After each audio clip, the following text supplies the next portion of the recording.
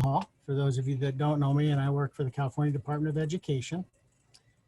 I am right now the acting administrator too over the monitoring processes in the special education division. I'm also the administrator for focus monitoring and technical assistance units 1 and 4, which deal with the intensive monitoring tier, which your LEA is in.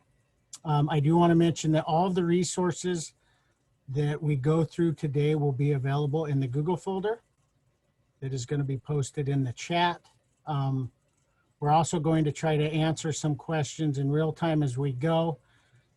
If we get too many questions, we'll hopefully have some time at the end of the presentation, and we're also going to save the questions so that we can get back to you if we don't get them answered in the time allotted.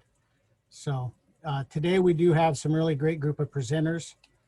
We have Stephen Rogers from CDE, we have the DR Access folks, and also the supporting inclusive practices folks.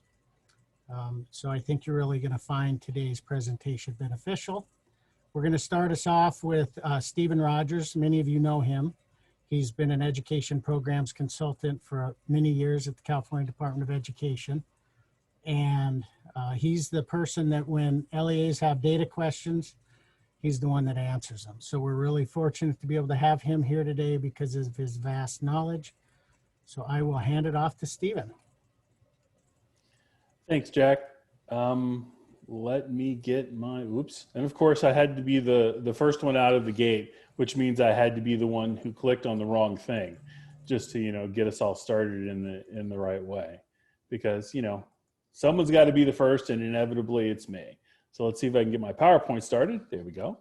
Okay, as Jack said, my name is Stephen Rogers, and I've interacted with hopefully all of you. If not, I look forward to interacting with you in some way.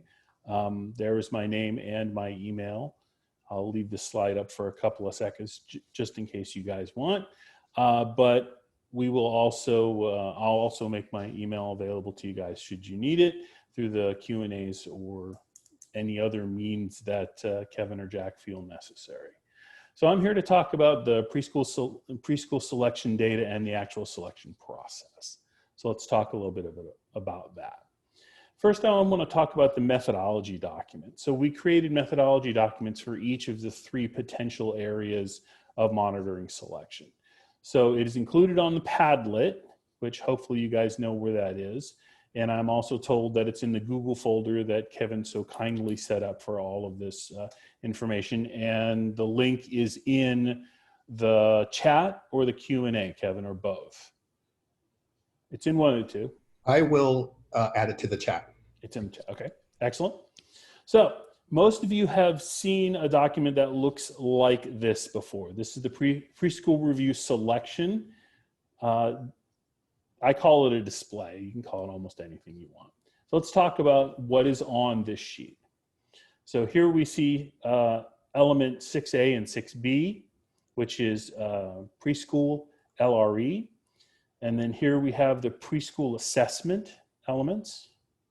You will notice that there is only one rank for preschool assessment, and I'll go over that a little bit more as we get into the process about what ranks are. And then also the discipline rate for preschool students. Down below, we have a whole bunch of extra math that has to do with the rankings, including the percent of ranks. And then of course, the thing that we're all interested in looking at, which is there a review required? So what are the elements? Element 6, which is preschool LRE, is from the census day, which in this case is December 2018 case miss. Element 7 is the preschool assessment, and that's provided to us by the good folks at DR Access, who will talk more about that entire process. And then of course, the discipline file comes from the CalPEDS discipline file, which includes all kids 3, 4, and 5. One of the questions I've been getting most is why are there differences between the elements and the indicators? And the most common one is that the indicators on the APR have a minimum n size of 20, which means you have to have 20 kids in the denominator in order to do a calculation. but that is not true for the elements. For the elements, we went ahead and did calculations for everybody regardless of size. And we can talk a little bit more about what being a small LEA means and how size affects that. So that's an important thing to kind of remember. All right, let's talk a little bit about ranks. That's this part over here. So what is ranking? Ranking is splitting LEAs with a score in that element into 10 groups, what we call deciles or deciling. Rank 1 is the group with the worst scores. Rank 10 is the group with the best scores. Preschool LRE has separate ranks for both 6A and 6B, whereas preschool assessment has one rank, which is the average of the ranks for all of the sub-elements. Preschool assessment has potentially 6 sub-elements. All right, so let's talk about the stuff on the bottom. The sum of the ranking is nothing more than the mathematical adding up of your ranking scores. 4 plus 2 plus 4.83 plus 1 gives you 11.83. The number of valid indicators tells you how many indicators actually have a rank. We multiply that by 10 to give us the denominator for the percentage, which is, in this case, 11.83 divided by 40. And that gives us 29.58 of the available ranks is what this LEA has scored. And since that falls below the threshold of 32.5, a review is required for this LEA. Okay, so small LEAs have a slightly different setup at the right-hand side. On the left-hand side, you should see all the same stuff, which is all the elements, their percentages, and their ranks for the group. And we'll talk about grouping in a little bit. On the right-hand side, all the way, you see the individual LEA data and then ultimately their determination as to whether they have to be involved in a review or not. Hey, So, Stephen, yeah. can I just throw out a quick question we Sure you have? can. Why would an LEA receive a rank 8 and not 10 if they were 0% for discipline? So discipline is one of those unique situations where there were so few LEAs that actually had a percent, we couldn't actually go 1 through 10. We ended up going 1 through 8. Okay, thank you. Sure. Okay, so small LEAs, going back to smalls, smalls are defined as less than 100 preschool students. So it's not based on either total students with disabilities or total enrollment. It's based on the number of preschool students. Now, preschool students are defined as students who are 3, 4, and 5, regardless of their grade. We know there's a lot of 5-year-olds in TK or K. The federal definition as it currently stands still says 3, 4, or 5-year-olds regardless of grade. They are working potentially to change that. And I'm sure people who are way smarter than me will talk a little bit more about that as we go along. So the smalls are added together either by charter SELPA if you belong to one of the 6 charter SELPAs, or by counties if you don't. And there's a 2-step evaluation. So if the smalls grouping is eligible, which means their percentage falls under the 32.5, then we do a second evaluation looking at each small LEA's individual performance in students. So for the small LEA evaluations, are there 0 students in regular class? If so, then they get flagged for element 6A. Is there more than 1 student in separate class? Or is there more than 1 or more students with a suspension or expulsion? Any of those 3 criteria will require a small LEA whose grouping has already been eligible to be in preschool review. I know that's a lot, and I see there's lots of blinking in the question section. So Jack, is there anything else we need to address before I move on? No. Wow, I love that. Yeah. All right, so that takes me to my summary. So preschool selection is done by ranks. Element 6 has 2 ranks. Element 7 has 1 rank, which is the average of the ranks below it. Preschool discipline has 1 rank. The ranks are done between 1 and 10. The lowest 10% of the average element ranks are selected, which the cutoff for this go around was 32.5%. Small LEAs use a 2-step process, which their grouping is evaluated and then they are evaluated individually.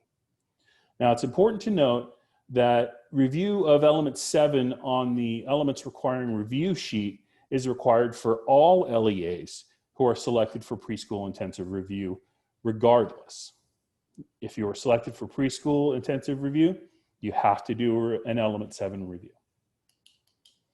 All right, that's all of my And useless what I would droning. add, Stephen, if you're not a data person like me, because I'm not a data person, the one document that's really helped me a lot with both the preschool and just with any of our monitoring processes is the monitoring selection methods document. It is on the Padlet. It's also on that Google Drive. It really goes through in a pretty easy to understand way of how different LEAs were selected. And so for somebody like me that's not really a data person, I was a former high school English teacher, it's been very helpful. So I recommend you look at that document. I paid Jack to say that because I love it's not the best written thing in the world, but hopefully it does a decent job of explaining the process that we went through.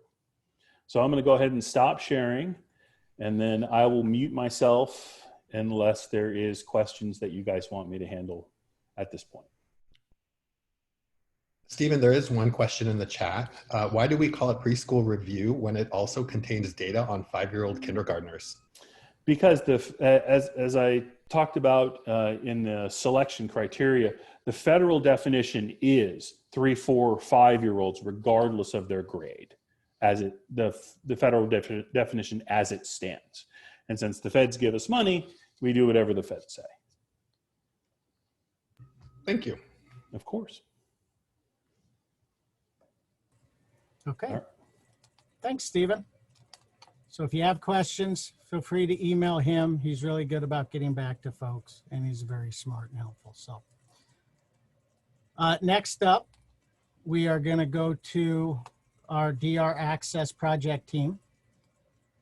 The DR Access project supports special educators, administrators, and families in implementing the desired results developmental profile, the DRDP. And it's they provide great indicator 7 data to both us at the CDE and to LEAs. And so with us today is Patty Salcido, the project co-director, Steve Lower, the project co-director, and Elizabeth Schroeder, the director of research. And between the three of them, they have combined 40 years working to support the use of the DRDP in California. And just in short, they know more about the DRDP than just about anybody, so we're happy to have them take it away. Thank you, Jack. I'm going to start our presentation off. My internet is sometimes wonky, so we may have Elizabeth or Patty jumping in as an emergency sub if I start to freeze. But we always really appreciate the opportunity to talk about preschool outcomes, Indicator 7, and the DRDP. So thank you very much for this opportunity. We're going to get into the numbers on Indicator 7, but we're going to start by providing just a little bit of background to set the context for that discussion. So that way, when you look at your numbers for Indicator 7, you'll see how all of these pieces fit together. Now, Jack provided a really nice introduction that touched on some of the primary activities that we're involved with on the Desired Results Access Project in support of preschool and early childhood outcomes. But this slide provides a little bit of a highlight, and it is available as a handout, as was mentioned before, if people want to see a little bit more detail about what the Desired Results Access Project is involved in. But primarily, the Desired Results Access Project supports all phases of implementation of the DRDP for the Special Education Division, for infants and toddlers with IFSPs reported to CDE, and for preschoolers 3 to 5 years old with IEPs who are not enrolled in TK or K. The Desired Results Access Project develops and provides training and professional development for the special education teachers and professionals who are administering the DRDP. That training is now provided online and it is required. And the Desired Results Access Project manages the system that is delivering that training for special educators. Additionally, the project is responsible for collecting the DRDP data from every SELPA twice a year. And the project then utilizes that data to prepare the Indicator 7 report for CDE on preschool outcomes. Next slide. The DRDP assessment, you can actually go one more slide as well, is part of the larger early learning and development system, which includes key components intended to improve the quality of programs for children and families in California. We can see here the foundations in the center with the curriculum frameworks, program guidelines and resources, professional development, and the desired results assessment system, which includes the DRDP. This next slide provides a more targeted visual of the special education system of support. And this system is focused on improving early childhood outcomes. We're going to come back to this slide and really the overarching theme that's presented here.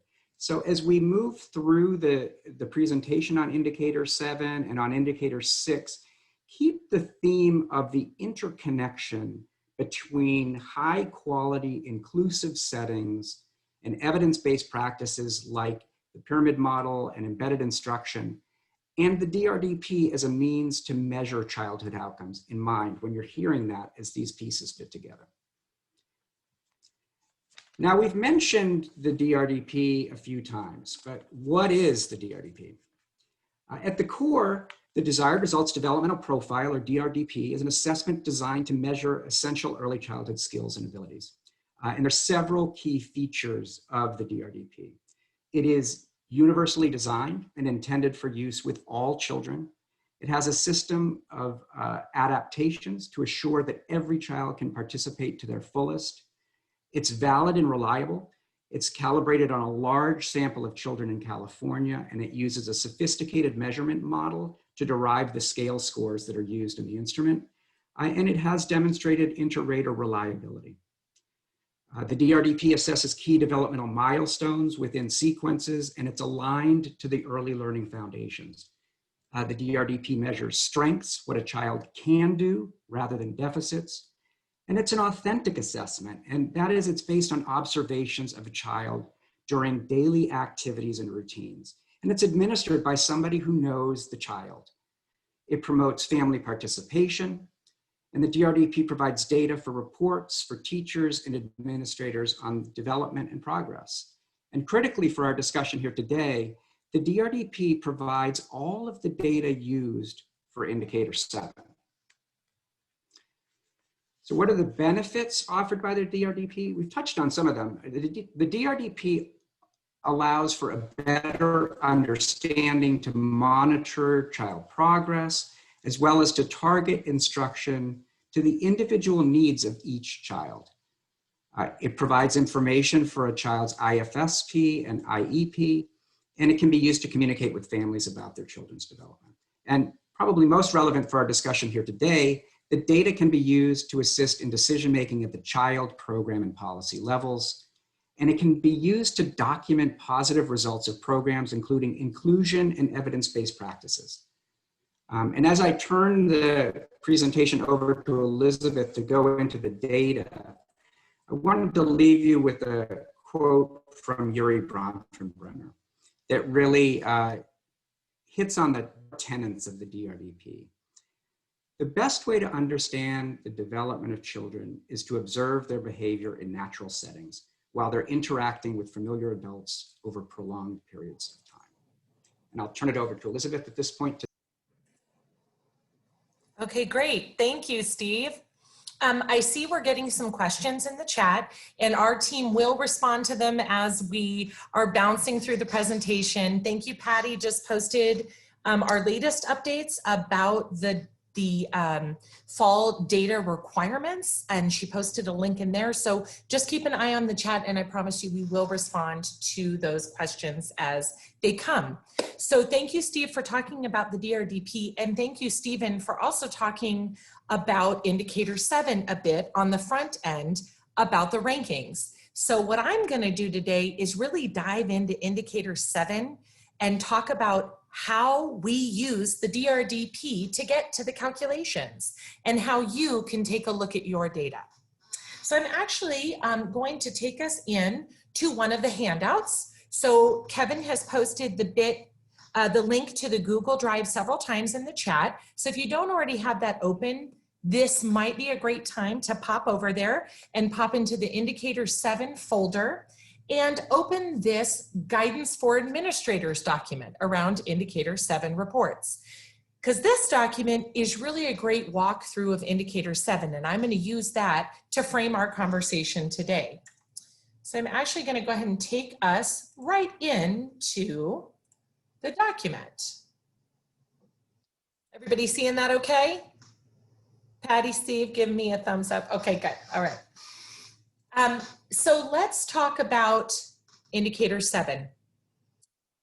As Stephen mentioned, and also my team member Steve mentioned, indicator 7 is the indicator around preschool outcomes, and we're required to report on it every single year for the state. We also take those results and break them down by SELPA and district and turn those results back to all of you. These are also the results that are going into the calculations that Stephen Rogers was sharing at the beginning, the rankings for the monitoring. So let's talk a little bit about what indicator 7 is. Indicator 7 actually has 6 results. There are 3 outcome areas in indicator 7. Outcome area A relates to positive social emotional skills. Outcome area B is acquisition and use of knowledge and skills. And outcome area C is use of appropriate behaviors to meet their needs. The DRDP is the instrument we have chosen to use in California to measure these outcome areas.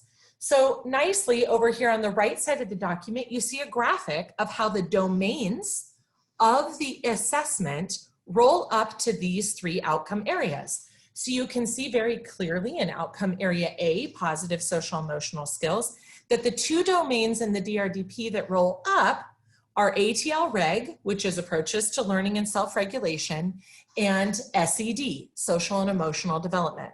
So you can see that those measures, so for example, in social emotional development, there are actually 5 measures that make up that domain, but all the measures in those 2 domains are used to find the score that rolls up to outcome area A. And then subsequently, you can see how the other domains of the DRDP roll up to the different outcome areas. Language, math, those roll up to outcome area B, and outcome area C are the physical development and health measures in the DRDP.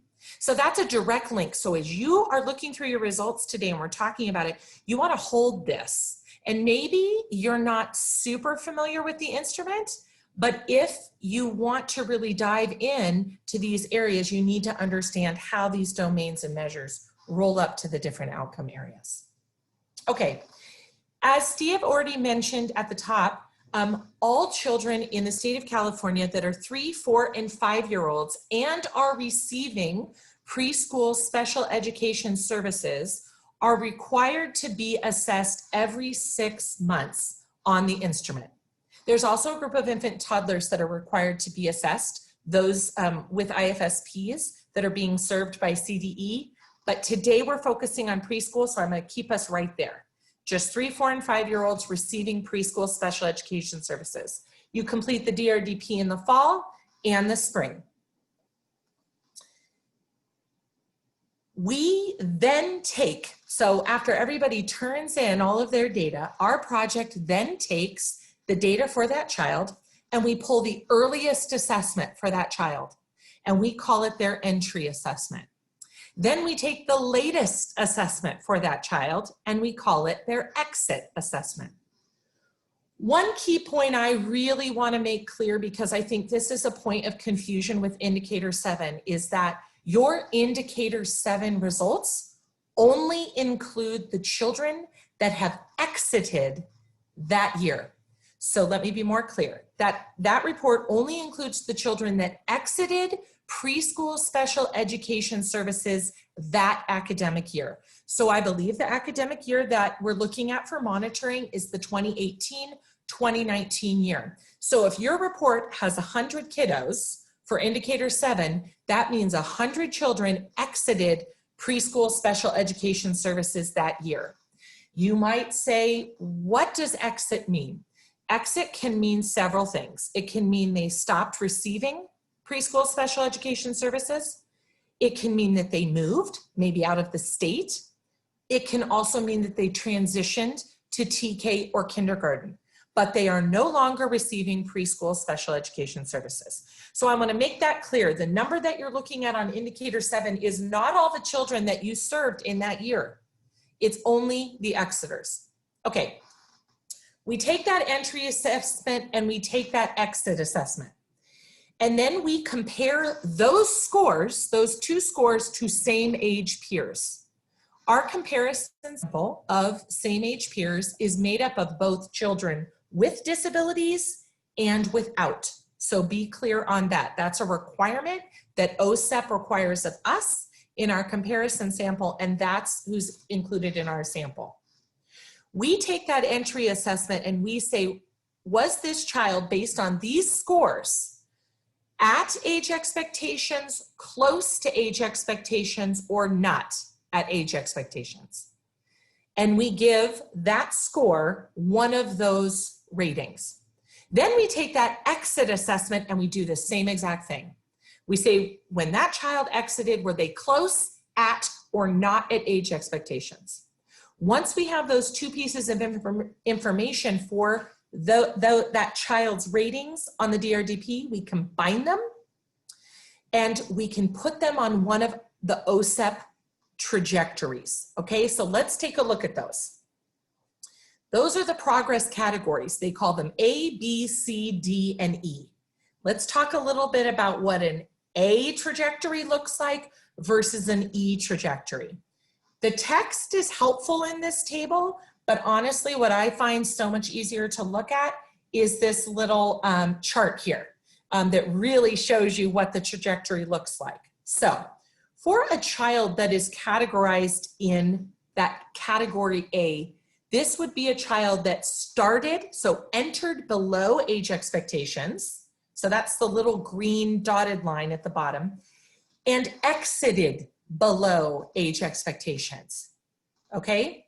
So their scores would put them in a category A. Then as you move up, there's different level of progress that is made for each one of these categories. And it's subtle, okay? So it's not always the most clear, it's very subtle, but category B would be a child who started below age expectations and then made progress towards same age peers, but not enough to get there. C and D are also kiddos who started below age expectations or close to age expectations and really made a lot of progress getting much closer to children their same age. Category D, actually, those kiddos, by the time they exit, they reach the same scores as same age peers. And that would be your category D. Category E are children who started at age expectations, so they entered at age expectations, and they exited at age expectations. We often get the question, that's an interesting category. If a child starts at age expectations and exits at age expectations, why are they receiving special education services? I can't speak to every child that is in category E, but I would point out that over half of the children that we serve in preschool that have IEPs in the state of California have a speech or language delay. And it may be that that is their only disability. And so generally speaking, we would expect that their ratings across all of the domains of the instrument all of the other domains besides language would look very typical. So that might explain our high category E numbers. Okay, now that we have a sense of A, B, C, D, and E, okay, so what do we do with that? So if you have 100 kiddos that exited, you will have a certain number of children in each one of these categories. We then take those numbers to get your summary statement results. So you remember back to the beginning, I said there's 3 outcome areas. Well, under each outcome area are 2 summary statements.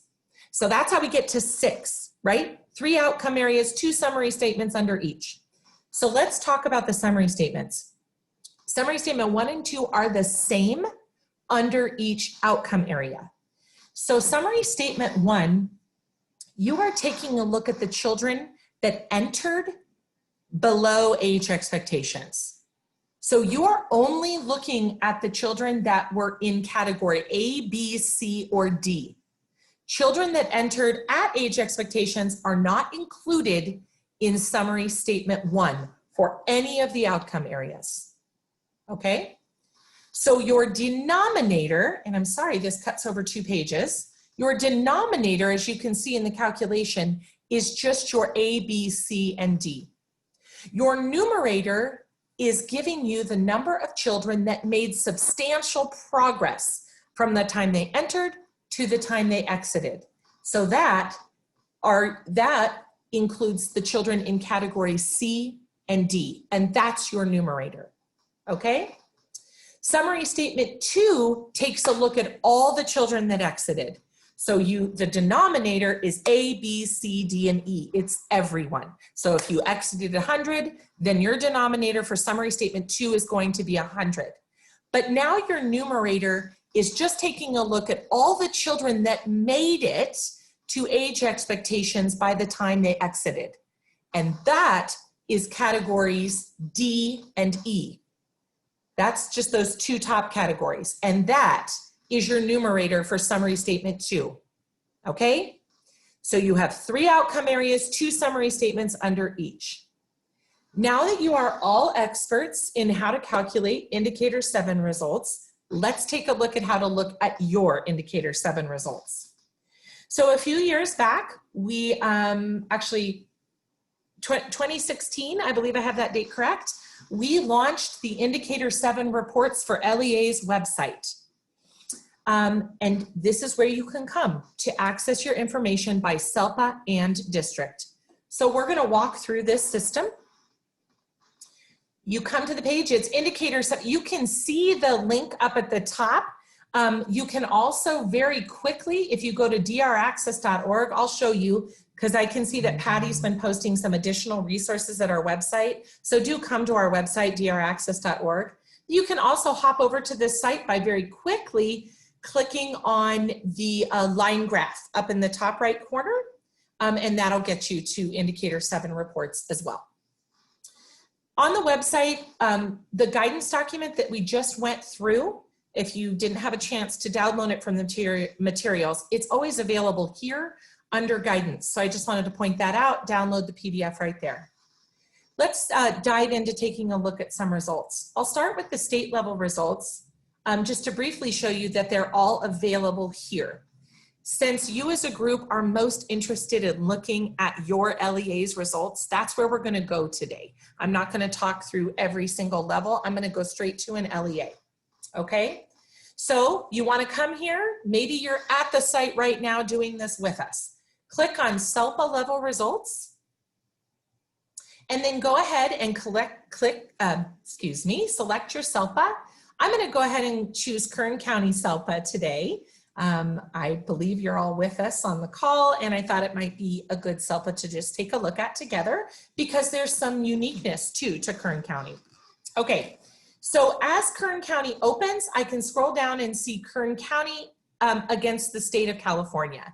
Again, because I know you all are really focused at the district or LEA level, I'm going to take us to that level. To get to that level, you click on Kern County SELPA. Okay, and the next screen's going to open, and we're going to have all of the districts, the many, many districts of Kern County open here. Okay, so let's walk through what we're seeing on this screen. so that each of you can understand what you're looking at. Indicated in the top left corner of the table at the bottom is the year. So we know we're looking at the 2018-19 results. Across the tabs here, you see the 3 outcome areas. You can look at each one of them, area A, B, and C. You can look through the results at your leisure. Right now, we're just looking at outcome area A, social relationships. There's a reminder of the 2 summary statements at the top. I will show you the multi-year report and worksheet in just a moment, but let's talk about the data that's available here. I can see that in the 18-19 academic year, the Kern County SELPA had 374 children exit. So again, not number of children served in Kern County SELPA, just the number of children that exited. Then I can see the results. I'm going to just pop down to Kern County Office of Education just to focus in on an LEA level. So Kern County Office of Ed had 77 children that exited. I can see their summary results. So outcome area A, summary statement 1 is a 58.33%. I can also pop over here and see summary statement 2 is 53.25%.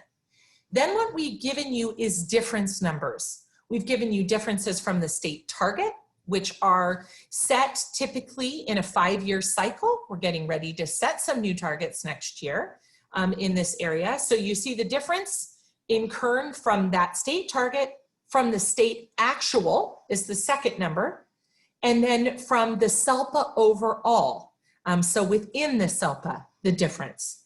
And then we have that summary statement 2 number, and again, those differences, okay? This data is laid out exactly the same from table to table to table. If you go to outcome area B, you're gonna see the data labeled the same way, outcome area C, so on and so forth. So this is where you find your data. Now, one of the really most awesome tools of this site is the multi-year report. So I'm going to go ahead and click on the multi-year report as this little icon. I'm going to go ahead and click on Panama Buena Vista Union. So I'm going to click on the multi-year report, and this screen is going to pop up again with the same content at the top, 3 outcome areas, 2 summary statements, and then we move into the multi-year report in table format, okay? So you can see all of the data for the last 7 years for this LEA. Also, one of the fantastic parts of this screen is that you can also take a look at your results graphically over time. So down here in the line charts, you have your results for your LEA in the thick green line against the state targets in the dotted blue lines just above it.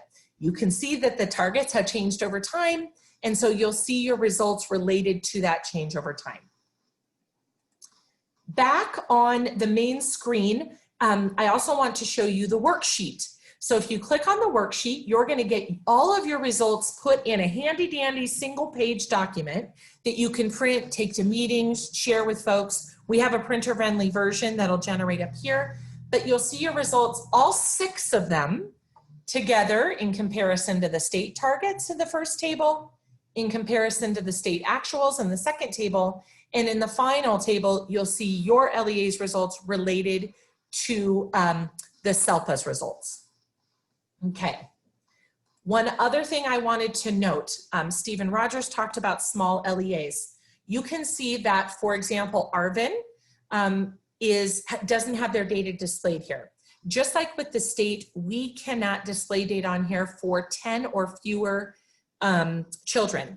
So actually, Lee Martin, I don't know if you're on the call, but Kern County SELPA director wrote to me and said, can I get all the data for the small LEAs in Kern County since we're in preschool monitoring? We pulled that data together, sent it to Lee. So if you're one of these small LEAs looking for your data, please reach out to Lee to get that data file. Okay, so I know that was fast and furious. But we covered the system. In the PowerPoint slides that are posted to our folder, we put in screenshots of all of that material. So that is all available for you in the PowerPoint, but also that guidance document walks you through all of that as well. So back to the PowerPoint, we wanted to show you just a couple of other helpful resources that we have shared with your FMTA team. So hopefully those resources have reached you as well. In the handouts folder on Google, we have provided with you an areas to consider document. This is a great document that helps guide your exploration of your Indicator 7 results.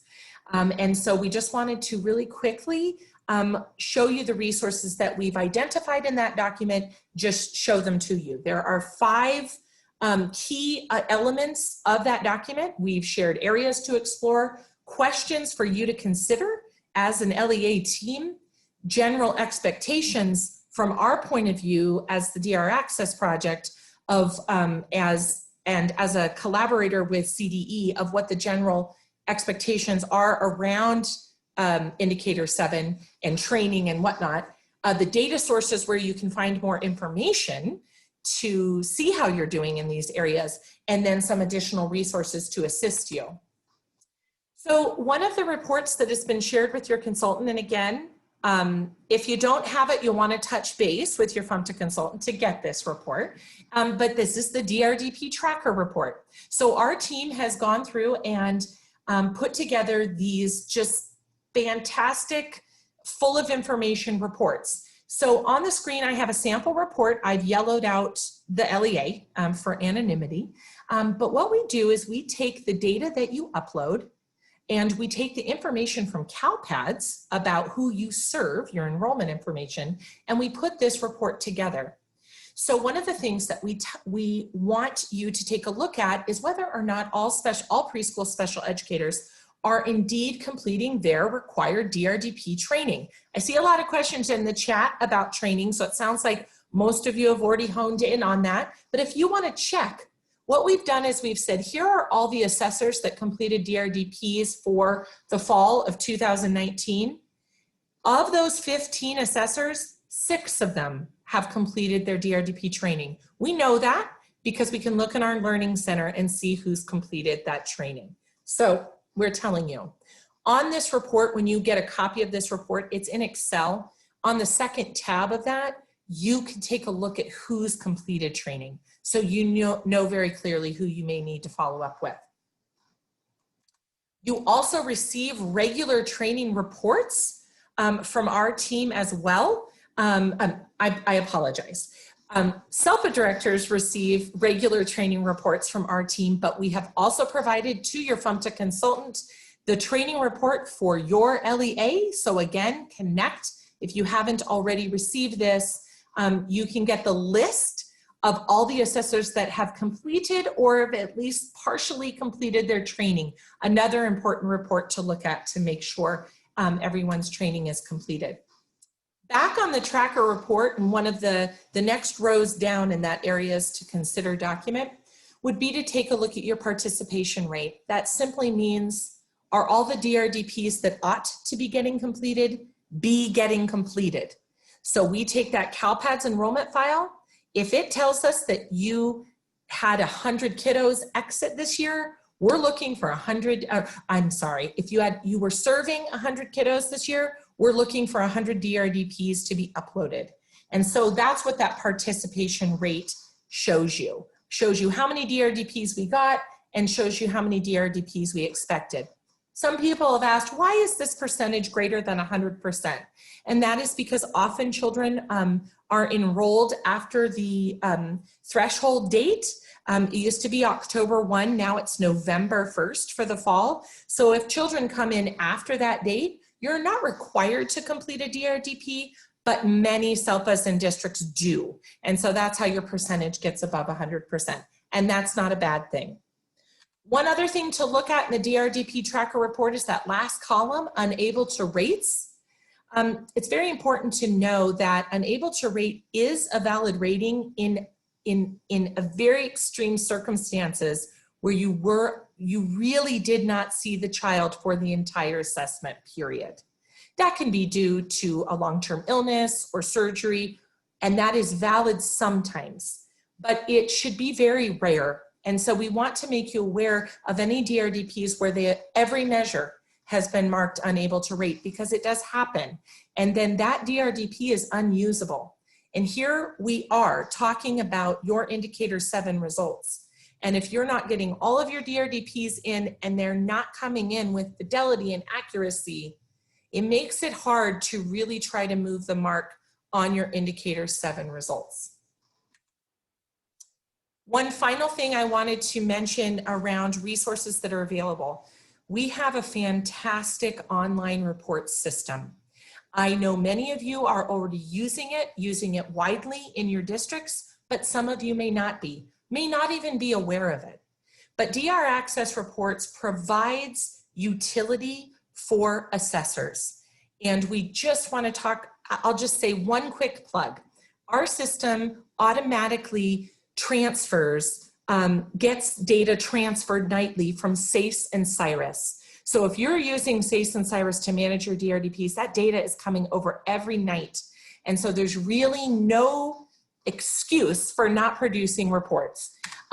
Right now with the revised training requirements, the report that's going to be available is the detailed child report, which gives you measure by measure information about how the child is doing and helps you identify strengths and areas for improvement for individual children as you are planning. So we just wanted to show you that quick resource. And if you want more information, again, go to draccess.org and look at the reports tab and reach out if you want even more information than that. So now I turn it over to Patty to share the next piece. Thanks, Elizabeth. Let's talk a little bit about the bigger picture beyond the DRDP of improving preschool outcomes for early childhood special ed. And I love this quote from Don Bailey and Mark Woolery, that the mark of excellent teachers is the frequency which they can evaluate and change children's instructional programs by adapting them to meet the needs of the child. And I think that's one of the strengths of the DRDP, is it gives you that formative information. Putting evidence-based practices in place using implementation science will be effective and will help you improve your child outcomes. In the principles and practices that the CDE is supporting through various contracts, you'll see the elements of the implementation drivers, including training and coaching as competency drivers, systems intervention and developing inclusive opportunities among the organizational drivers, and ongoing assessment, formative assessment, and fidelity checks as an embedded instruction to ensure that your activities are working as intended as competency drivers. All of this based on leadership. We encourage you that rather than thinking about the DRDP as an initiative, to think of it as a measurement tool. And as such, it can measure the success of a variety of interventions and practices by measuring children's progress. So for example, the DRDP can measure the progress of children whose teachers are participating in the Embedded Instruction California project, or children who are receiving preschool services in inclusive settings compared to children who are not participating in those settings. And as Elizabeth has explained this afternoon, it can measure change in child outcomes at the state level, so we can use it for federal reporting.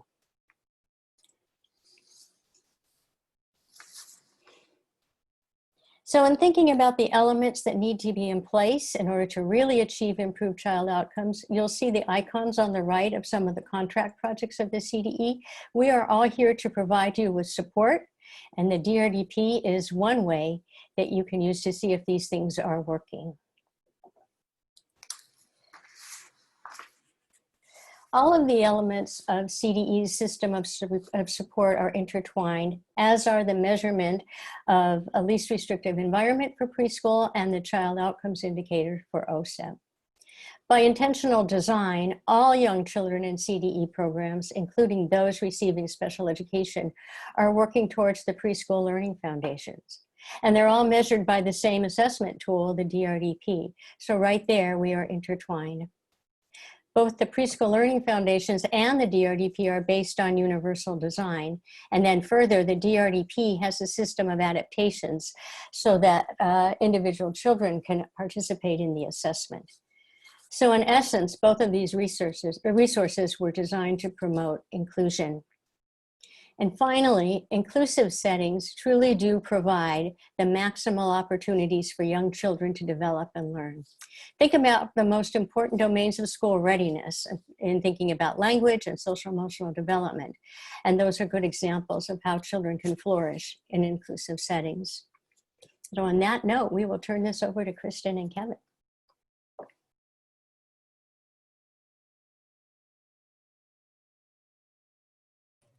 Okay, thanks so much. So next we have supporting inclusive practices.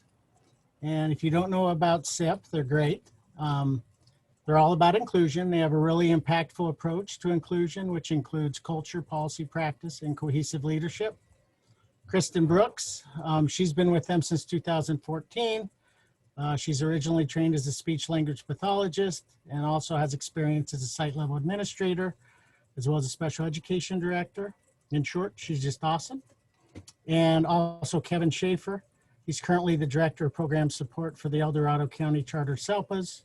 And he's also been a major support for LEAs across the state, as well as CDE. We call him the CDE folks, we call him our LRE guy.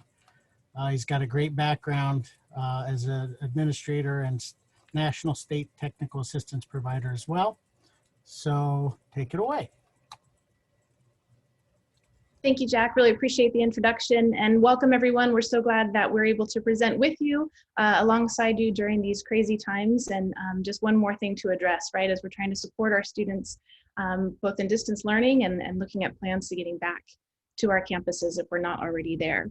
So as Jack mentioned, I'm Kristen Brooks and Kevin is going to take over in just a moment. And what we want to do is just give you a little bit of background in terms of how to reach out to us and provide you with lots of resources right now. You are receiving information on how this information is calculated, where you stand, what types of monitoring supports and processes you need to go through. So we want to provide some of the how to change the system a bit around these indicators, specifically around indicator 6.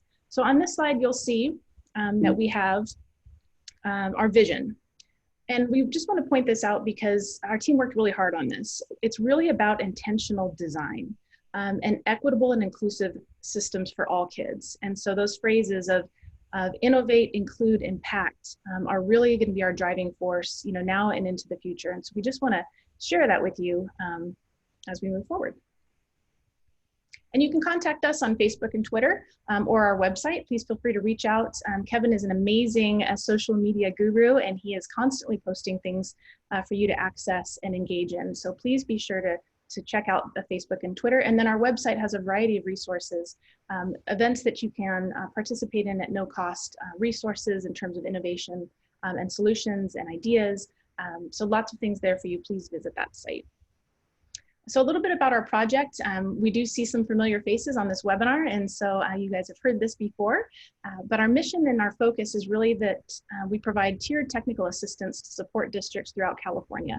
And we're really looking at indicators 3, 5, 6, and 7, and this presentation is focused on indicator 6 today. We're supporting leadership teams in their, again, intentional design and redesign. So we're sitting in a space right now where we're in intensive monitoring because something isn't working for our students. We're not getting the outcomes that we desired. And so we need to go back and redesign. But in some cases, we don't even have a system. In some cases, we don't have preschool. We don't have access to typically developing peers. And so we're gonna have to intentionally design that system and those partnerships and support for kids. And we're looking at that pre-K to 22 system. So this isn't just something we do at a single grade level. We really want this, this concept of inclusion, equity, and access, and this implementation of that to really be throughout the system. So we're envisioning those outcomes and building capacity to implement, scale, and then pay it forward and be a model for others in this one system. And we'll talk a little bit later about really focusing on culture, policy, and practice.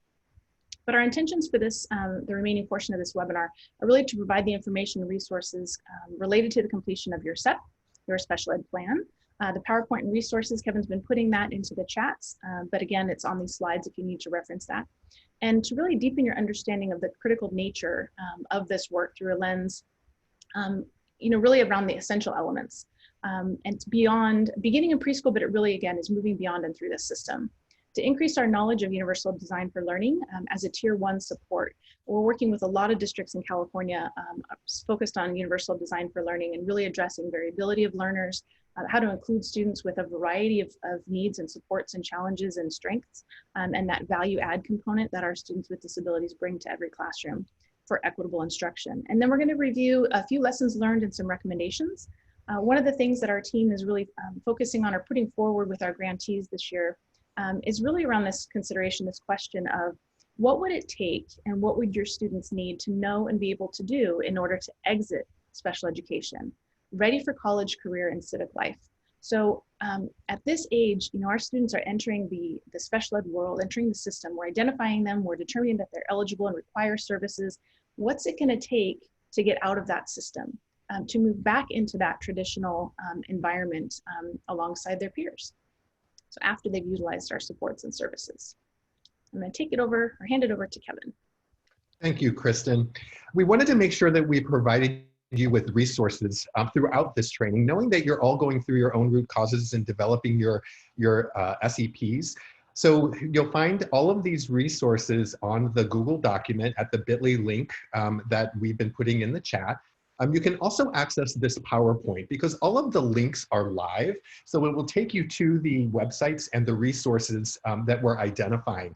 The first section of resources is checklists, self-assessments, and profiles. You may be familiar with some of these or have others that you utilize, but we wanted to make sure that you had some options on how you can self-assess and how you can also identify gaps in your current programs and strengths in your current programs. There's so much amazing work going on across the state. The first is an inclusion planning checklist. It's center-based for early care and educational programs.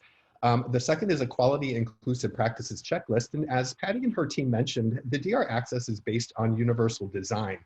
And they're also working with embedded instruction. And with this resource, the Quality Inclusive Practices Checklist, it addresses both universal design for learning as well as embedded instruction. So that's a really, really useful one if you're participating in trainings around UDL or if you're part of the Embedded Instruction Initiative. We also have a website that includes a resource that we thought was really amazing, and it's called Member of the Class and IEP Related Resources. This is a checklist for teachers that will help them determine and ensure that every student has a sense of belonging and community within the general education class setting. And then finally, the inclusive, quality inclusive experiences measures. It's quite extensive, but also goes really, really deep into helping to assess the strengths and areas of improvement within your preschool programs. And we wanted to ground everyone in language. Beginning in preschool, one of the quotes that we really love is that early segregation not only predicts later segregation, but it ensures it. So we really have to look at and understand who our students are. And we do that through a lens of identity and intersectionality, and whether there's implicit bias in our organization that could be that barrier that is moving students into a more restrictive environment and keeping them from understanding or accessing their inclusive environment in a general education setting.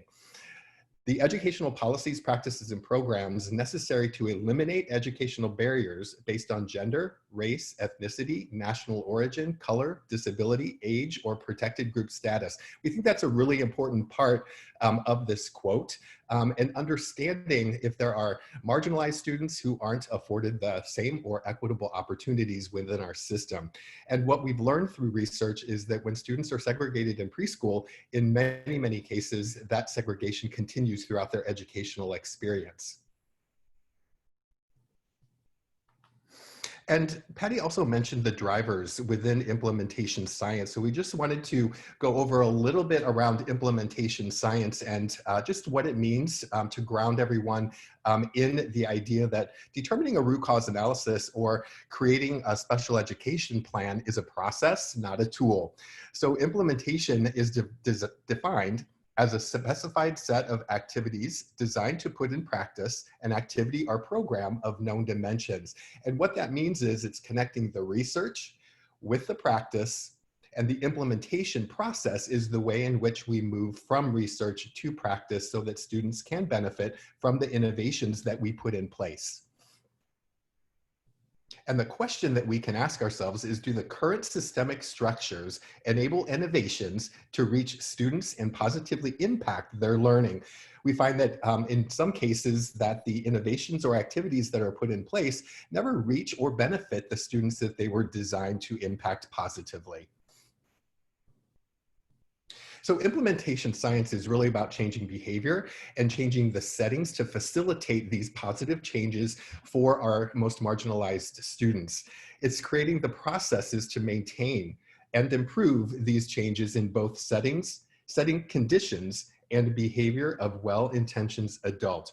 And what we want to focus on is ensuring that those innovations benefit the students from which they were designed.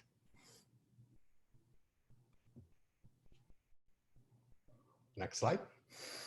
And we were planning with CDE, and Jack had asked that we just remind everyone that as part of the special education plan development, each organization that is in the intensive monitoring process is expected to go through root cause. And the root cause isn't about the tool, whether it's the empathy interviews or the fishbone or the 5 whys. It's really about the process, analyzing the data and then going through your root cause analysis and then finally determining those activities and then monitoring those activities within the small change cycles. And just a visual to go through implementation science just a bit, we're looking at our present situation and then closing the gap to get to our desired situation, which is a process that takes 2 to 4 to 5 years in order to close that gap. So when we look at the implementation science stages, it starts with the exploration stage. And spending time in that exploration stage, you're going through those small cycles of change through the PDSA process before moving into the initial implementation stage or installation stage, sorry. And we're installing or building that system before the innovation has moved out into the organization as a whole. And again, going through the PDSA process in the installation so that we understand exactly what's going to work, what's not going to work, and then we adjust before we move into the initial implementation, which is where we might start off small and then scale out into the organization at large before our full implementation process. And that's when we've scaled throughout the organization. And this is the process moving from exploration to installation to initial implementation to full implementation. Next, click. And it looks as though this is a very seamless process, but it's actually a process that you're constantly progress monitoring. So you're going back and forth between exploration and installation. When you're in installation, you may have to go back to exploration depending on the information or the data that you've collected. And you're going through that PDSA process, the planning, the doing, the studying, and in that studying stage, you're really looking at the predictions that you made when you were planning before moving to the act. And in the act stage, you may have to adjust, you may have to go backwards. It may also tell you through the data that you should move forward into that next stage. And just a few more resources that you can also find in the Google document. You may be participating in the SELPA Systems Improvement Lead work, where they're working on improvement science with SELPA teams. You can see the website there. And again, all of the resources are linked in the presentation when you download. And the SELPA System Improvement Lead team has also developed the State Performance Plan Indicator Guide that goes really deep into each of the indicators and connecting them to other data sources within the state. We've included the Special Education Plan Padlet that Jack had referenced earlier. This is where you can find the recordings, you can find all of the element documents for any of the indicators that you may be in intensive monitoring for. And then over in the lower right-hand corner, the Distance Learning Innovations for Early Ed. This is our website. This is the work group that met last spring and developed 10 summary pages of resources and explanations of those resources. And one of them is specific to early childhood and preschool.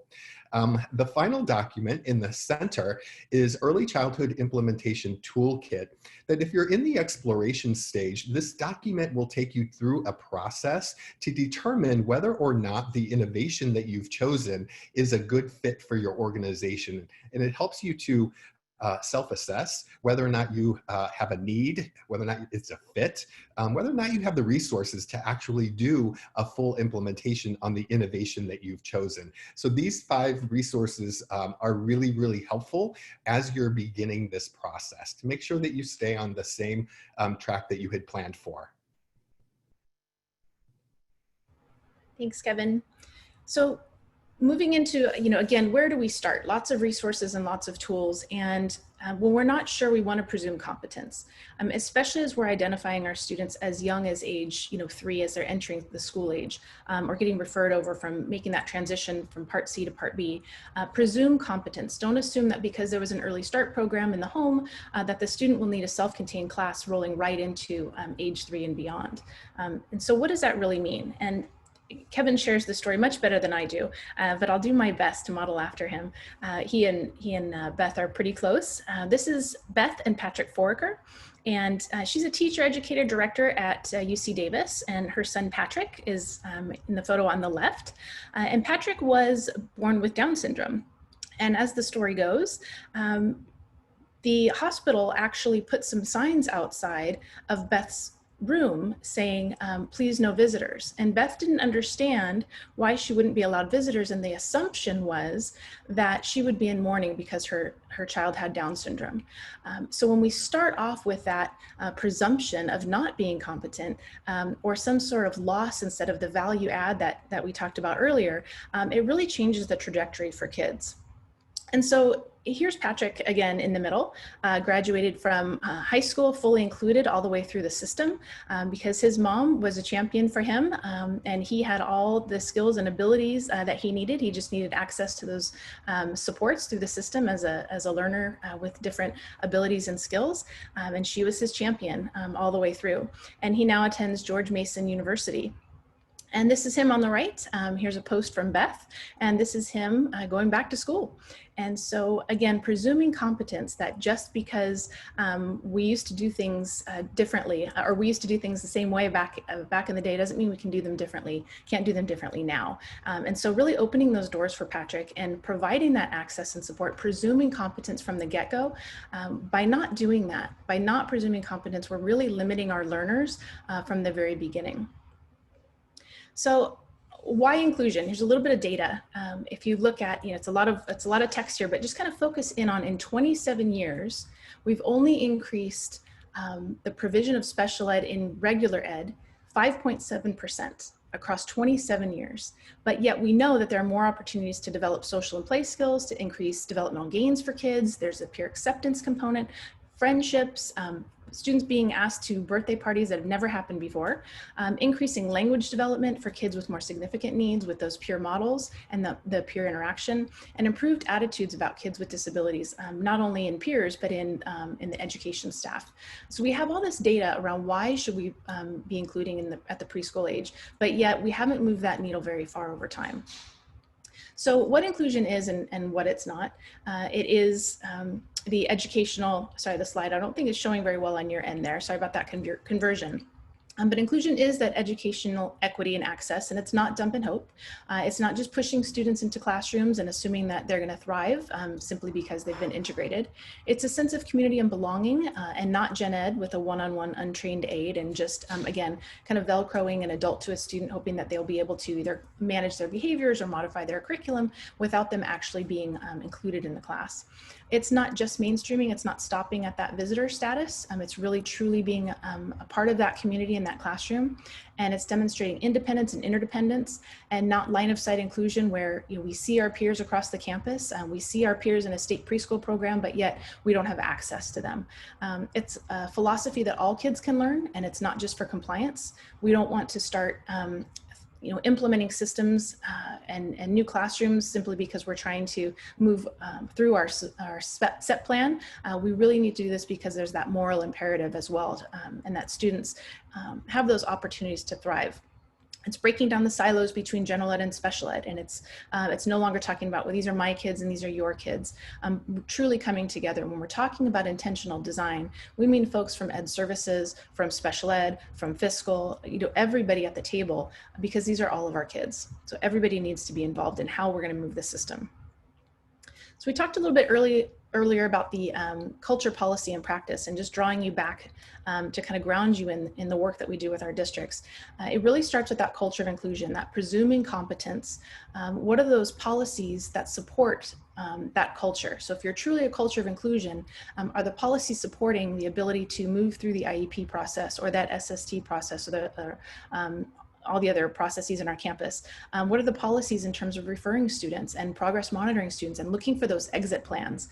And what are the practices that are happening in the classroom that are really supporting the policies that are rooted in the culture on that campus? And it's around leadership at the center, and not just leadership all the way at the top. We do know it needs to start there. If we don't have this support from our leaders at the district or central office level, then it won't be supported at the site-based level.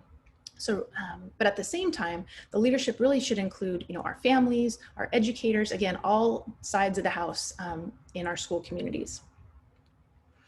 And so another document we want to point you to, is if you haven't had enough documents and references, right? But again, trying to help you with that starting point. How do we change getting out of this intensive monitoring? How do we change the system for kids?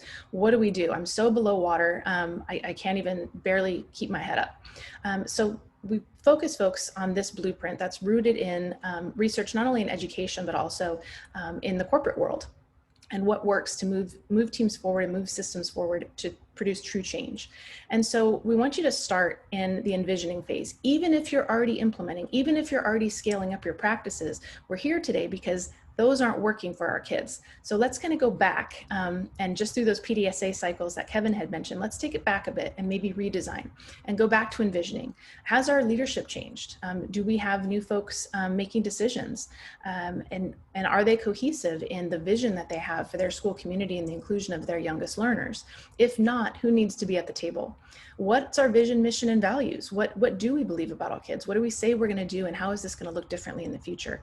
Are we communicating that with clarity throughout the system, both vertically and horizontally, as well as with our parent and our student groups? And do we have the persuasion in place to get those first adopters to try something new, to do something different than what we've been doing because we haven't been getting the outcomes that we've desired?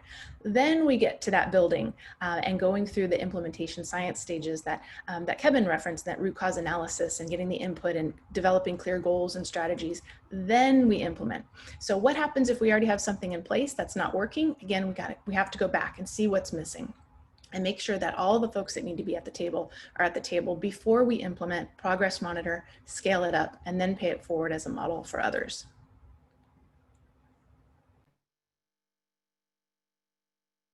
So that brings us to shared responsibility and self-reflection. Having culturally responsive educational systems, a first step is really understanding that there are specific groups of students that are afforded privilege within our system that are not accessible to other groups. And understanding special education through a lens of ableism is a perfect place to start. And being able to understand and identify those decisions that we make that are not equitable decisions for all students. And that also brings us to the cycle of failure and understanding what students go through and what they experience within some of our educational systems. So a student experiencing marginalization, and many times marginalization at a very early age, also creates a deficit view of the student. We have to be really, really careful about the culture within our organization and understanding that we have a perspective that we own and we are responsible for teaching all students, regardless of special ed or EL. It's not a programmatic responsibility, it's actually a responsibility to support and create systems that benefit all students. Next, we look at lowered expectations because of a student's previous experience, students' meeting of standards or not meeting of standards. We sometimes lower our expectations or standards for certain student populations, which also leads to labeling and placing students in remedial learning, which then perpetuates the school failure. And in so many cases, what we look at over time is that opportunity gap for students beginning in preschool widens as the school experience for so many students continues on. We have a quick video. Many of you are familiar with Katie Novak and work with Katie Novak. And she asks the question, who do we value within our system and who do we create opportunities for and who's able to experience and be positively impacted by those cultures, systems, policies, and practices. So this is, she'll start off and you'll miss the very beginning, but the two youngsters on either end, that's Brecken and Aylin, her two twins, and then James in the center is one of their best friends and schoolmates. So we're going to just listen to a really quick video from Katie's presentation.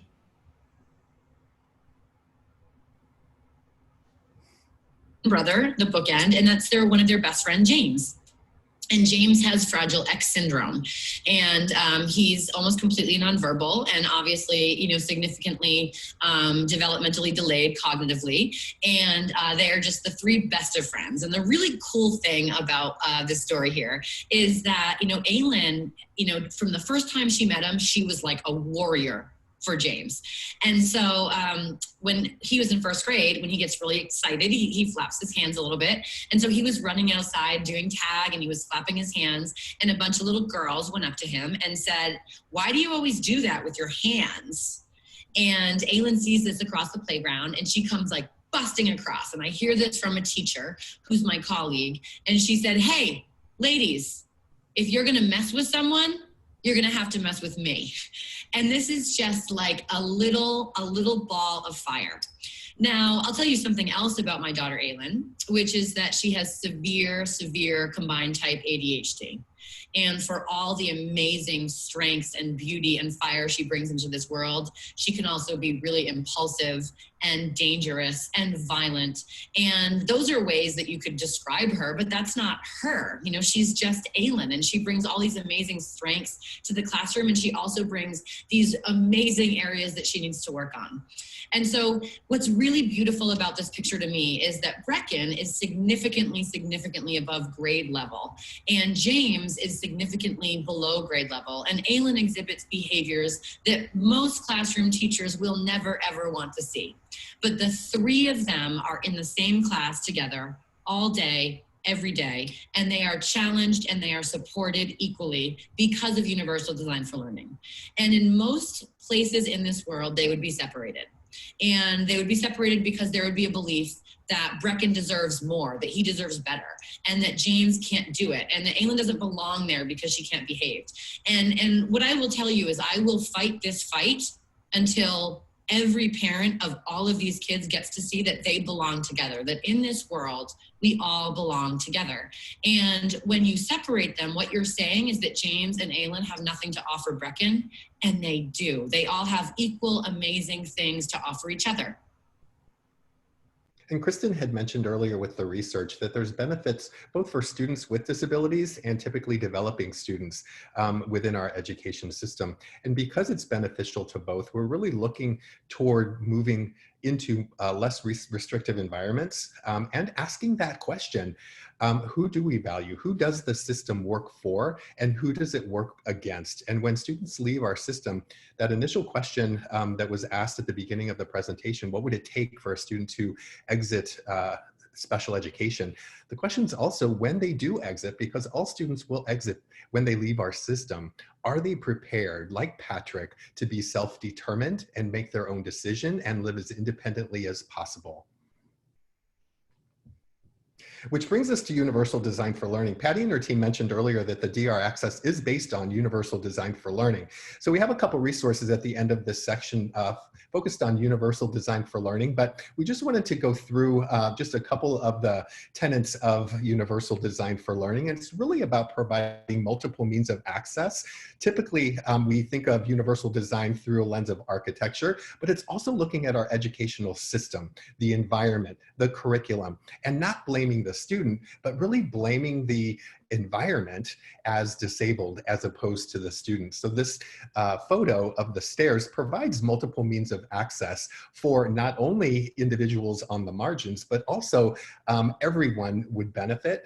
Even if they're carrying a heavy load, they could use the ramp, they can use the handrails, or they could utilize the steps. So there's multiple means to reach the goal of going to the top or the bottom of the stairs. Same thing with our lesson objectives.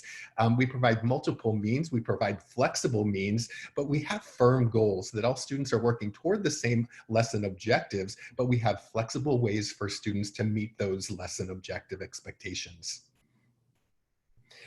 And the other point that we want to make too is that it's a proactive design. We won't get into lesson planning deeply today, but it's really thinking about and identifying those barriers in our lesson objectives, in our assessments, in our methods, in our materials that provide a barrier for students, and then mitigating them proactively before any instruction has been delivered, so that as many students have access from the first moment they are receiving the information, instead of taking the extra time to reteach for all the students that did not access the initial instruction. So that whole idea with Universal Design for Learning is to proactively design the curriculum and instruction, and understanding the variability of the students in your classroom to open up accessibility and equity for all students from the beginning. And we just put on the slide the definition, a basic definition, but really understanding that flexibility. And when we have flexibility within our lesson delivery, we are able to be more flexible in the information, in the way that it's presented, in the way that we allow students to respond or demonstrate knowledge and skills, and the way students are engaged. So we'll get into the principles in just a minute, but it also reduces those barriers to instruction. And it's looking at those invisible barriers as well as those barriers that we're able to easily identify. And most of you are familiar with the UDL guidelines, but what we really wanted to point out is that this isn't a static document. There's actually a very specific way to read the document so that we're leading each student toward becoming expert learners. And you can access the interactive UDL guidelines at the link below. We can also put that in the Google document, but it'll allow you to access this exact graphic. And then each of the principles, guidelines, and checkpoints are hyperlinked, so it will take you to more information and resources specific to each one of the components of the guideline document. So let's just go into how to read the document really, really quick. You can read, first of all, looking at the vocabulary. The principles are each one of the columns. Each column is a principle. There's the principle of engagement, representation, and action and expression. And then within each one of the principles, you have 3 guidelines. There's 9 guidelines in all. And then each of the bullets is a checkpoint that's very specific into meeting the expectations of each of the guidelines within each of the principles. We can also look at the guidelines horizontally. So we start with the first row, and that's the access row, where the onus is on the teacher. The teacher is supporting the students in accessing their engagement in the way that they perceive the information, and they're utilizing physical action. So it's very teacher focused in designing that lesson. and that's the top row. And when we move into the second row, now the teacher and students are working together to sustain effort and persistence, the language and symbols that we use to ensure that students are understanding everything that they're seeing and hearing, as well as multiple ways to express themselves and to communicate their level of knowledge. So that's the second row. Teachers and students are working together to build those skills. And then finally, we want the students to internalize each of these skills. So when we get to the last row, now we're looking at non-cognitive skills to really help students to become those expert learners. So then when the teacher is not there, they're still able to understand themselves in such a way that they can self-advocate and they can access those skills when they need to. So that's the bottom row. That's the internalized. So we want to work also vertically. Vertically will take us from the first row to the second row to the third row to really focus on the foundation of universal design for learning, which is developing expert learners who are purposeful and motivated, resourceful and knowledgeable, and strategic and goal-directed.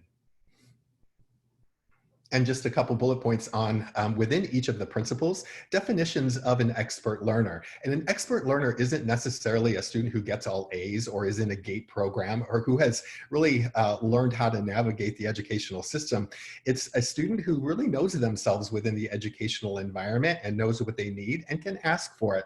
And this really connects for our team in self-led IEPs within the transition process. So really helping students to understand what their needs are within the educational system and then transition those needs into post-secondary success. And just a couple resources specific to UDL. We've color-coded the preschool learning foundations, and Universal Design for Learning is actually mentioned in the front matter and how that they've designed the Preschool Learning Foundation. And this is your direct connection from the DR Access into the Preschool Learning Foundations. And that connection is also between Indicator 7 and Indicator 6. And it's the bridge between that data and the program and instructional component of what we're trying to improve upon. And the next slide will show you how we've color-coded each one. So you'll see in red or purple, that's your representation principle. That's information in. And then the green is that engagement. So when encouraged by others, that's to help students be engaged in the lesson, in the expectations or the task. And then how they demonstrate that knowledge, that becomes the assessment piece. That's the action and expression. So it says, and in the home language, talk about the school, talk about the books. So Universal Design for Learning actually mirrors the instructional cycle from engaging students to information in to information out. And each of the learning foundations in volume 1 have been color coded just as you saw. We've also included in the Google document a universal design for learning checklist for early childhood environments, which is a list of questions. And then at the very end is a checklist within each of the principles just to really assess how we can mentor and support teachers in the implementation of universal design for learning in early childhood education and preschool.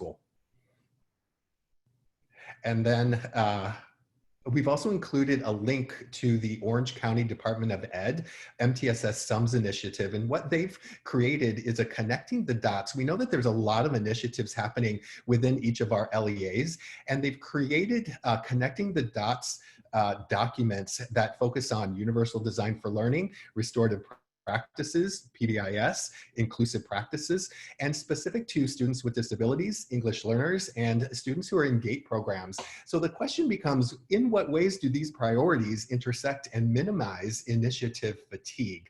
And those are all up in your Google Doc, and we've also provided the link within the PowerPoint presentation. And then finally, I promise this is the last one, but we've also uploaded Leading with Access and Equity, which is a document that's been created that has a number of resources, and it's in the Massachusetts Department of Education Tools for Schools. And because Katie Novak is such a powerhouse within Universal Design for Learning, she's worked with the Massachusetts Department of Education not only to create the Leading with Access and Equity, but also creating MTSS video facilitation guides that, as you can see, are very specific to the implementation drivers and the stages, and how you can link universal design for learning within that process. So you can see the DR access based on implementation science and universal design for learning, and then the resources that will help support the implementation of universal design for learning, or whatever your inclusive practices that you're going to be focusing on within your special education plan. It will help connect those and then also help progress monitor as we go through the implementation across years. All right, so we're going to get back into a little bit more data. I'm going to shift a bit and just redirect you back to how this indicator is being measured. And we're looking at the percent of students who are attending regular ed and those who are attending separate classes. And then also in consideration for the future in terms of the percent of students who are receiving special ed in the home. So directing you back to this letter, hopefully you've all seen this letter, depending on how long you've been in the special education world, but this is from 2017 from OSEP, the Office of Special Ed Programs and Rehabilitative Services. And this is from Ruth Ryder, and this is also located in your materials. But the important thing to pull out of this this resource is the language around the requirement. So we're going back to that compliance piece, right? The requirement to have preschool programs, if you don't have them already in your local school community, to either create them or contract with them, but somehow still having that access for students. So this letter really reiterates that no longer can we say, well, we just don't have that here. Either we're too rural, or we don't have the facility space, or we don't have the staffing, or we've never done that before. That OSEP is saying no more, right? No more, we need to do better for our kids. Now that we know better, we have the data that's showing us that our kids aren't improving, now we need to do better. And so this is really reinforcing that. So for those of you who are listening to this webinar and saying, I've been saying this forever, we need to have inclusive preschool programs, use this letter as your flag and wave it to say, look, even the feds are telling us no more, we need to do something better and differently for our students. So we really encourage you to read this letter. There's some great excerpts to pull out if you're getting together with your leadership teams and really starting with your why and starting with how this language can apply to your youngest learners. So we also want to share with you the forecast of where we're headed as a state. So we've had an opportunity to participate in the state performance plan work group where we're looking at rebenching targets across the indicators as we're coming up on our next state performance plan submission. And got permission to share this information with you. So there's a forecast or a projection of what will happen to our students in regular class, separate school, or the home setting over time if we just stay status quo. If we just continue the way that we've been doing business, what will we look like by 2025 as a state? And so you can see at the bottom, it says in regular class, which is the center line. So our percentage of time students are spending with typically developing peers is going down. The second notation at the bottom on the horizontal says separate school class. That is increasing. So our separation, or our students in special day classes, is increasing, or residential placements. And then finally, the home placement is increasing. So the way I read this, a couple different ways, but our participation of students with disabilities with their peers is going down. We're opening more or enrolling more students into self-contained classes. And then as a result, some of our students are defaulting into home programs. So now they're not able to participate with peers out on school campuses. They're remaining in the home. And potentially it could be for a variety of reasons, but maybe because there isn't an option for them that's been created yet. So just really good information to look at in terms of from a data lens of this forecast and where we're headed if we don't change the system. And we want to share with you some data that we've shared with our grantees who we work with throughout the state. So as I mentioned, we're a tiered project. And so at tier 2, we have 50 grantees that are either single districts, SELPAs, county offices, all across California, and do a deep dive in terms of what they need to be supported across these indicators, 3, 5, 6, and 7. So here's the indicator data for 6A and 6B, how it was measured this last round. So data up through 2018-19. And you'll see that as a whole, our grantees are increasing at a higher rate, a much higher rate than the state. The reason we share this with you is because when you roll up your sleeves and do that deep dive and go through the process of digging through your data and intentionally designing or redesigning your system and really envisioning it and building it out and then implementing it, you can increase your access for students and boost your numbers at the same time. So how did we get there? What lessons have we learned in doing this work for the past several years? That it's really an organic process for each school community. And we bolded that there are no toolkits, which you'll laugh because how many toolkits have we shared with you today? But those toolkits and checklists are for you back at your unique context to talk about. Those are starting points for you. Let's kind of gauge where we are. So as Kevin mentioned, what's our current state and what's our desired state? So that's what those toolkits and checklists are for, not for an implementation system of here's how you do it, step A, B, and C. That has to be unique to your culture and community. Even if there's someone with the same demographics next door, we all know that the culture and community is very different, even across grade levels on the same campus. So it really has to be an organic process, and that intentional design starting with envisioning. And having those first adopters being your school boards and your superintendents for folks to say, you know what, we're in a position of power and making decisions. And so here are our values that go with that power, right? Do we value inclusion of all of our students? Do we value preschool, our youngest learners, and starting them off on the right foot? Breaking down those silos and self-imposed barriers that we talked about. And when we reference self-imposed barriers, it's those barriers that we've built. If we don't have the transportation in place, if we don't have the facility structure, if we don't have access to our Head Start or state preschool, are those barriers that we've put in because we haven't established those policies and relationships and systems to support our kids. And many times those are adult barriers. There isn't a child readiness model or a student readiness model. It's about the adults and the systems being prepared to support all learners. And then lastly, reculturing is a term that Michael Fullen uses, with relationships as the foundation for change.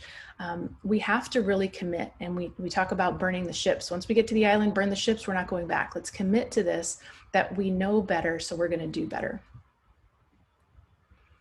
And then just in terms of building capacity and scaling, it being a really, again, regional or personalized tiered system, keeping the boots on the ground, not making decisions. It's so easy, especially during distance learning or this pandemic, to be behind the screen and start kind of making decisions or just through email. So the more we can listen and bring in stakeholders, even if it's virtually, to move forward, the more folks that we have connected with our boots on the ground, we're going to make some headway. And then resources to matching those benchmarks. So if your team decides that you want to increase your indicator 6 by 4 or 5% in your district or in your campus or school community, do you have the resources to match that? As Kevin mentioned, going back to that hexagon tool, is it the right fit, and are there resources to support this plan? That's where that checklist would come in. Wait, have we thought about this, what that means to really move the needle in this direction? And again, having that clarity around the purpose, the sense of urgency, that intentional plan and measurable outcomes. What we don't want to do is say, okay, well, we're going to shut down 5 of our special day classes next year because we're going to be more inclusive as a preschool. Well, how do we know that that worked? What's the plan behind that? What are the outcomes that we're really trying to achieve? What does that mean to go in that direction? And being very clear about the purpose and the progress monitoring around that. And then once you're making success and your trajectory is going upwards, having a platform to celebrate that. Sometimes people are afraid of change. They're afraid to go in a different direction or do something differently, especially now with things such in an uproar. And so if you made some progress on one campus or one classroom or with one teacher, what's the platform to celebrate that out and show folks that this can be done? Just like Beth Foraker and Patrick Foraker have done, show others and celebrate this, that look, if you presume competence and you open doors and you provide access and resources, you know, sky's the limit. So we will leave you with that and just open with end actually with any questions that you guys might have. Open it up for questions through the chat or through the Q&A.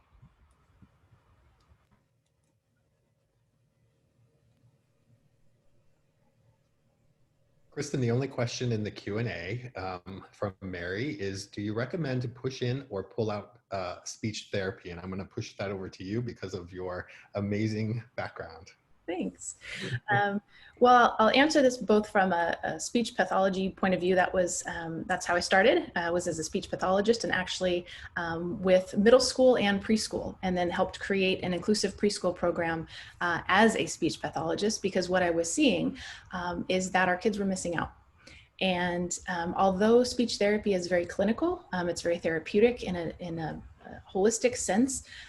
You're not just going to fix kids by pulling them out into a sterile environment and then pushing them back into the system. Because when you're pulling them out of that natural setting, they're missing out on those opportunities with peers, they're missing out on the tier 1 instruction. And it's a little bit easier with preschool in terms of, if they're doing some play-based activities, you can kind of pull them off to the side in the same classroom. They don't necessarily have to walk down to somebody's office.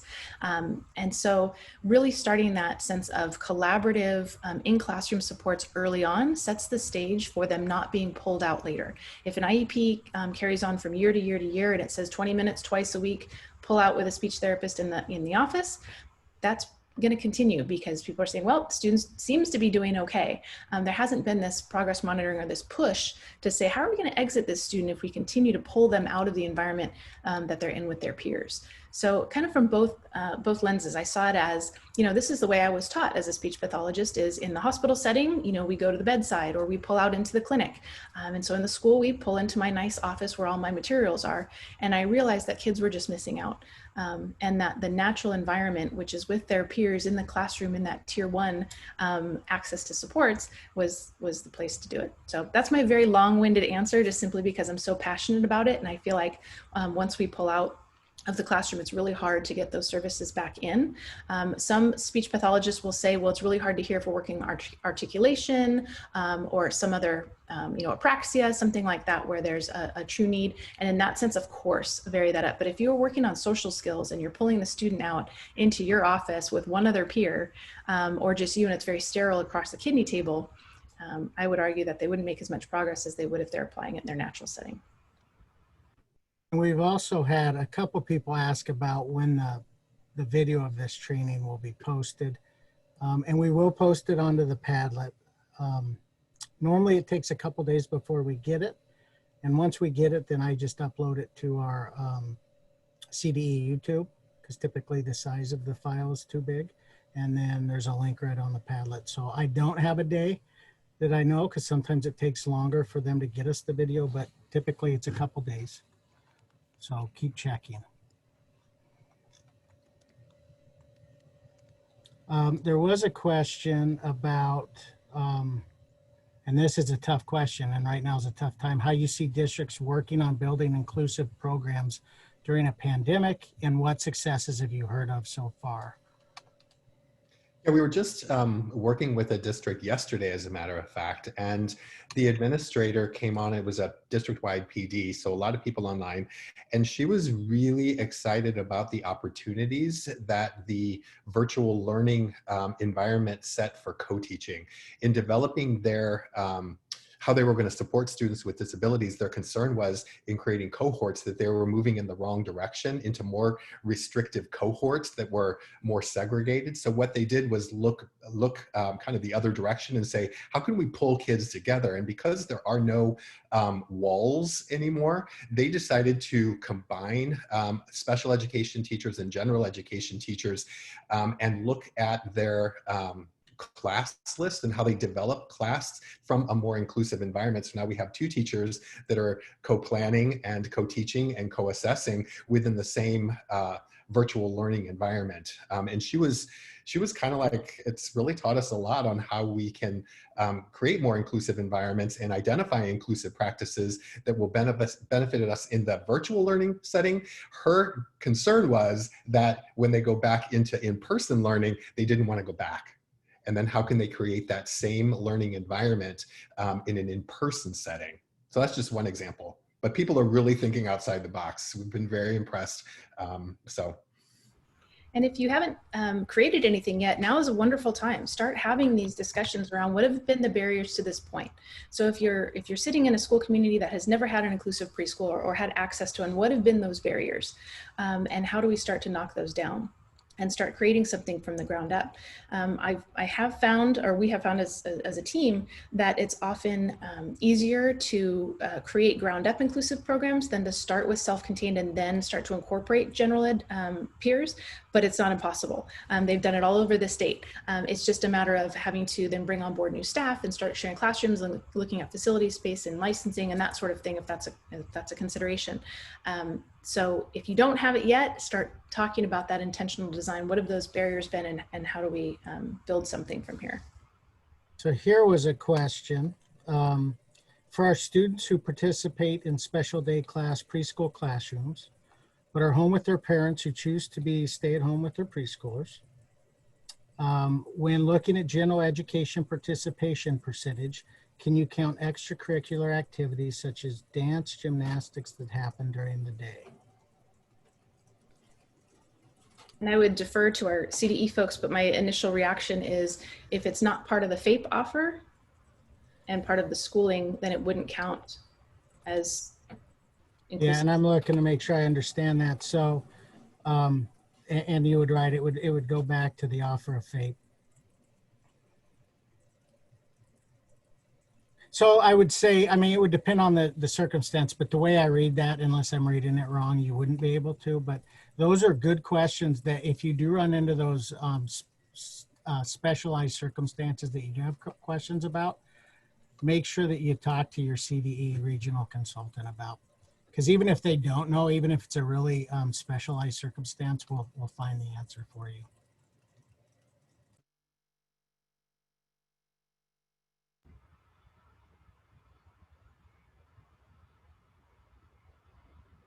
Exactly. And we got another message, extracurricular activities from CDE. Extracurricular activities are not included in the offer of FAPE since they're not tied to services and goals. So it wouldn't count as their placement.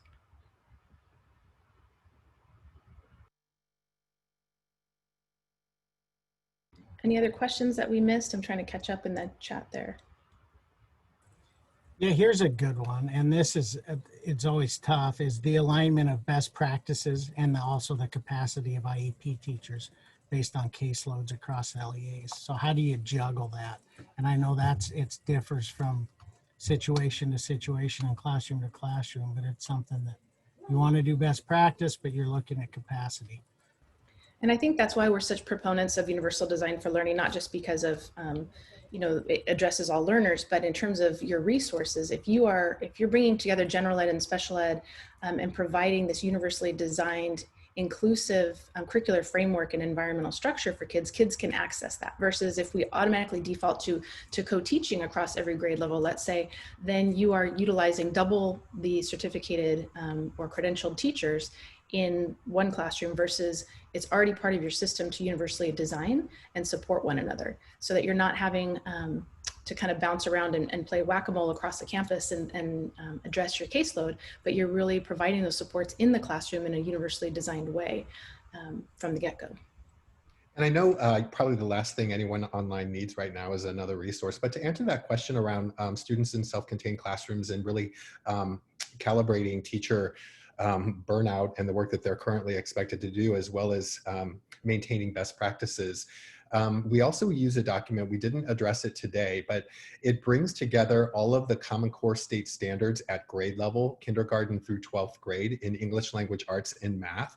And then it pulls out the essential element, and then it breaks down those essential elements into various levels of student functioning, from mild, moderate, severe, profound, so that general ed teachers and special ed teachers can now speak the same language for where students are currently functioning. And it gives instructional examples of what the grade level standard would look like for a student in special ed at those 4 different levels. So it allows the teachers to say, hey, we can move these students in the class, and then we can work together on what instruction will look like aligned with a grade level standard. And you can also develop your IEP goals and objectives to mirror or align with those grade level standards, which has really been a great way to make the connection and alleviate some of the stress for the teachers in self-contained classes and allow students to benefit from a more or less restrictive environment.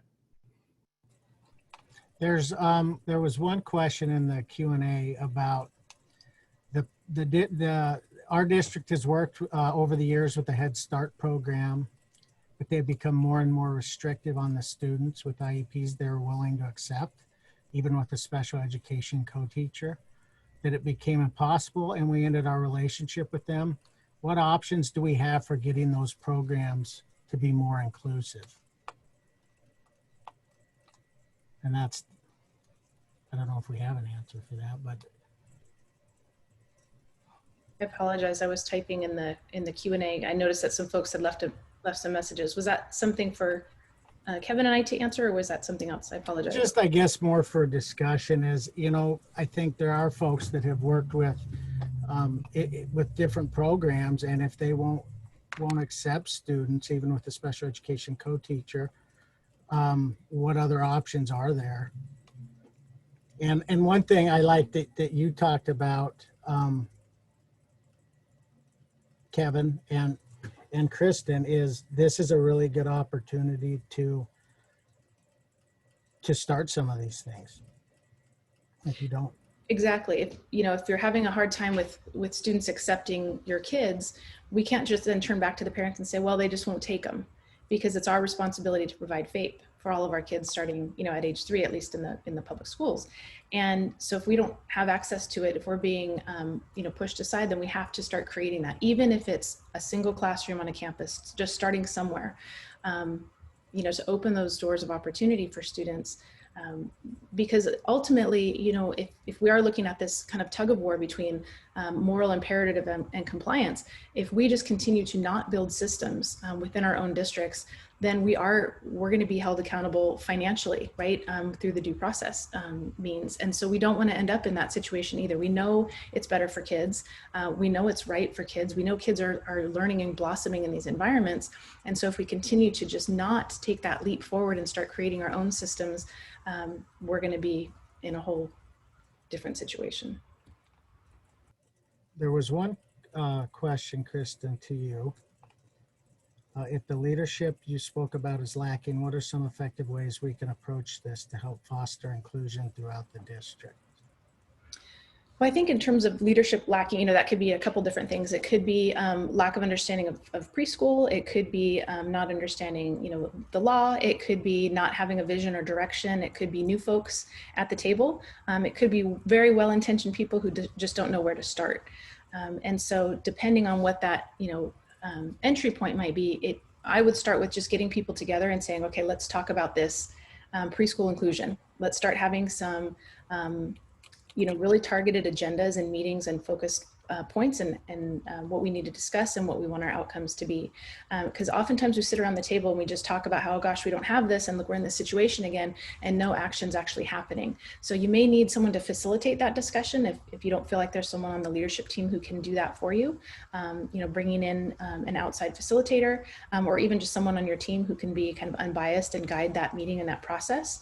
But again, starting with the cohesive leadership team, looking at the data, looking at what's available right now. So when you're talking about your current state, what are the access points that preschool students have? What is your IEP process? What is your referral process that brings students even into the realm of special education? So starting even with a timeline, where are we? How did we get here? What changed?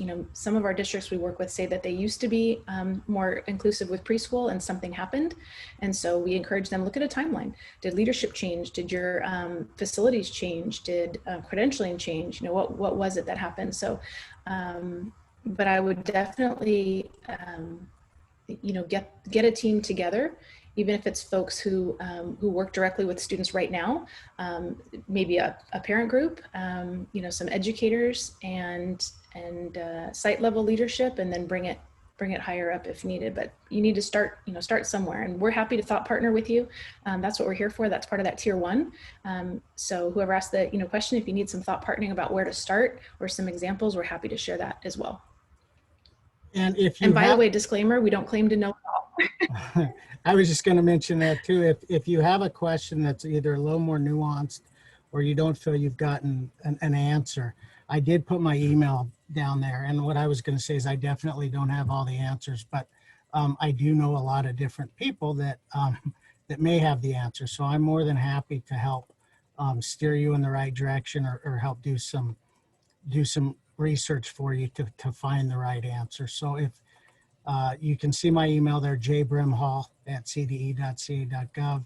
Shoot me an email and I'm happy to do whatever I can to help get you an answer or give you ideas.